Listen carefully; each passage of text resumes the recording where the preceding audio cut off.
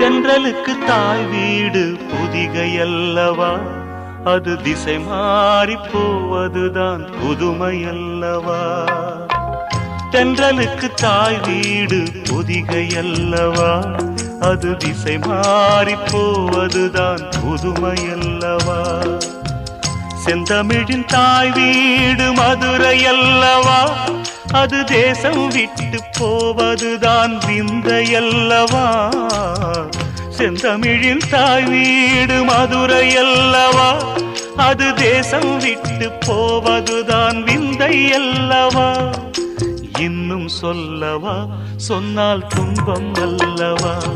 நான் இன்னும் சொல்லவா, சொன்னால் துன்பம் அல்லவா. தென்றலுக்கு தாய் வீடு பொதிகை அல்லவா, அது திசை மாறி போவதுதான் புதுமை அல்லவா.